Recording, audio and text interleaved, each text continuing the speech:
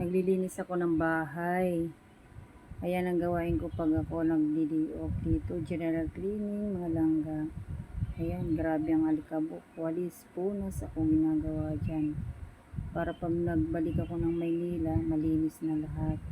Para hindi na sila gagawa dyan. Ayan, ginagawa ko. Pag ako nagdi-off. Akala nyo, pag di-off, matutulog ako. Hindi. Ayan, nag-general cleaning ako. Yan ang gawain ng nanay. Kahit malalaki na yung mga anak ko, ako pa rin ang naglilinis. Yan.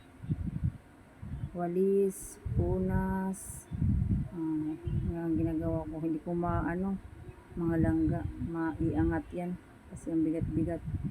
Tapos ayan, lumipat ulit ako sa kabilang kwarto. Kaya nilinis ko ulit. Inalis ko yung yung lagay ng damit ko, tsaka yung kutsyon.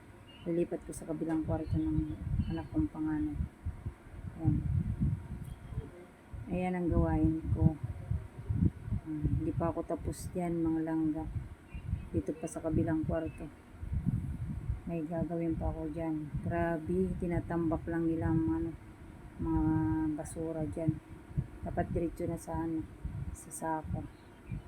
Ang ginagawa ko. Ayan, grabe ang alikabok, mga langga. Ayan, diba? Kahit anong gawin, kausapin mo yung mga anak mong maglinis. Ayan. Mga langga, payakap naman dyan. Kahit pagod ang nanay, galing Maynila, pagdating ng bahay, magwawalis pa rin siya.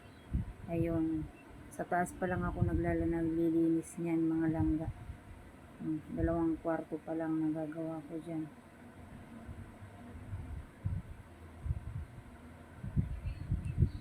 Ayan, inalis ko yung tuwalya. Ang hilig-hilig nila kasi magsasabit dyan. Kaya akong tagatanggal dyan.